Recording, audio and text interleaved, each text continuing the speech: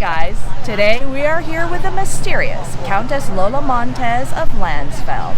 She's going to be taking us on a guided tour of the Barbary Coast, once a den of prostitution, kidnapping, and crime.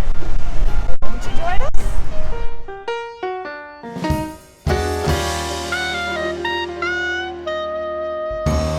The Barbary Coast Trail is a walking tour created by Daniel Bacon that connects 20 historic sites and museums that gives you a great glimpse into the wild and woolly gold days of San Francisco. There are about 180 bronze medallions embedded into the sidewalks, pointing you to the points of interest along the trail.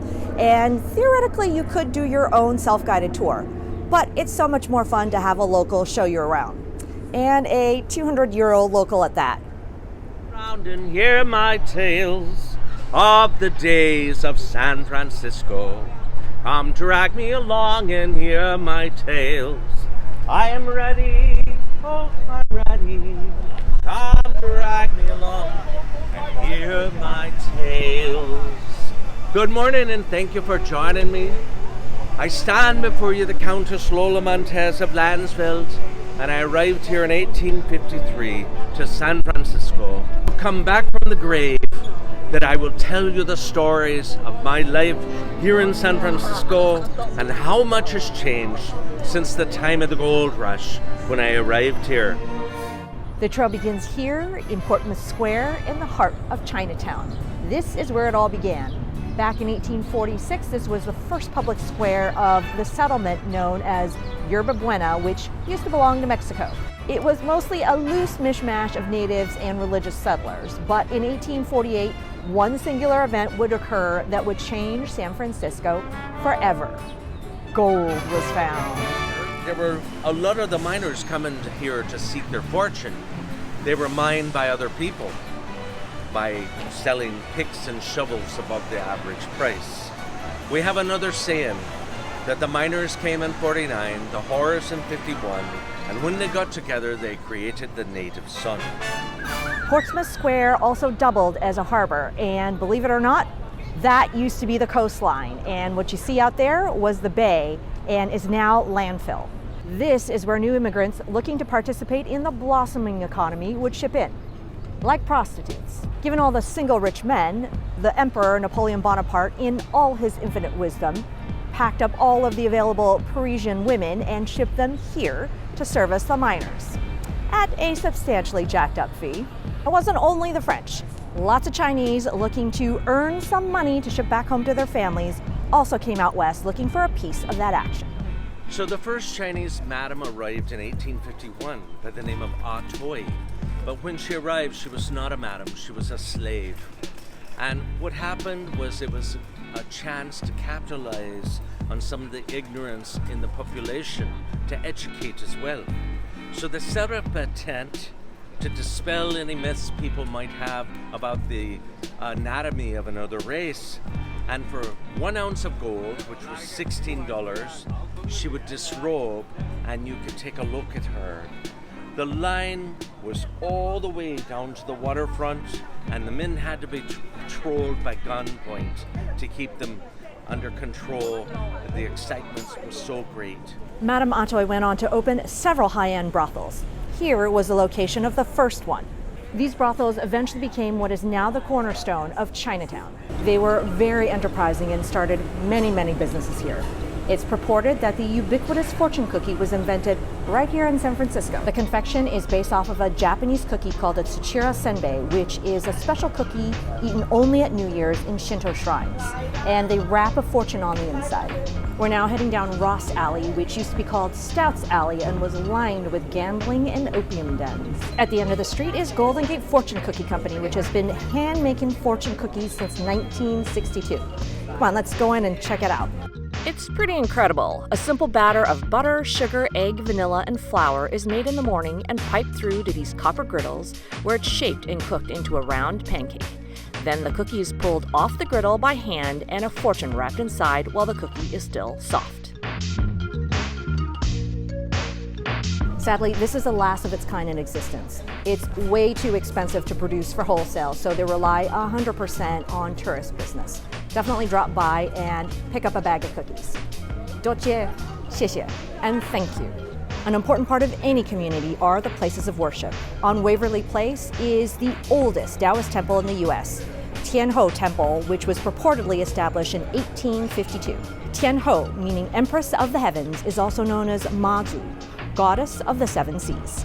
I can't film inside, but Lola's tour will take you upstairs to see the small but incredibly intricate altar. We're now going to loop up to the actual Barbary Coast, which is just east of Portsmouth Square. During the gold rush days, not only did the ships bring in the prostitutes and the Chinese, but also criminals. First to arrive were discharged members of the Mexican-American Army, who were ex-New York City gang members. Not long after these fine gents settled into town, ships carrying convicts kicked out of Australia arrived, and they formed their own Mickey Mouse Club called the Sydney Ducks. Not to be confused with the Mighty Ducks. In those days, there was not much government to police the area, and what government officials there were massively corrupt, so crime was rampant out here. San Francisco was out of control. There are murders, there's robberies. We are 1 block away from Murder's Corner, which is Jackson Street and Kearney. There was one person murdered a night there, and of course Shanghai was still going on. And it reminded all the sailors coming to San Francisco of the north coast of Africa, where there were pirates and all kinds of bandits kidnapping and robbing and murdering people. Here. And that's how this particular stretch of the coast got nicknamed the Barbary Coast. We're now walking down Commercial Street, which was the start of the Barbary Coast and known as the Red Light District for its wall-to-wall brothels that line the street between Grant and Kearney. At 642 Commercial Street is Empire Park. There's a plaque on the inside placed by the clampers, E Clampus Vitus, usually means up to no good. But they placed a plaque here to commemorate that our most famous resident used to live here, Emperor Norton I. This was a man, Joshua Abraham Norton, that came to San Francisco during the gold rush and was an investor. He invested millions of dollars in rice and cornered the rice market. But unfortunately, he lost millions of dollars and he became penniless. Now, he disappeared for 2 years, and when he came back to San Francisco, he went into the newspaper office and had written a proclamation declaring himself Emperor of the United States, and later he would add Protector of Mexico. Now, any other city in the world would have kicked his ass out, but not in San Francisco. He was embraced and people loved him. They actually put a stipend of money from the Presidio to provide him with a uniform with epaulets and a top hat donned with feathers. And he became known as Your Majesty, Emperor Norton. If you're interested, Emperor Norton also conducts his own time machine tours. We're now going to head north on Montgomery to Pacific Avenue. This section of Pacific is where all of the sordid entertainment venues were. The dance halls, the concert saloons, the seedy dive bars, and the drug stores. You know, where you get your drugs. Within a 3-block radius of here, it was pretty much lawless, and even the policemen were afraid to patrol here.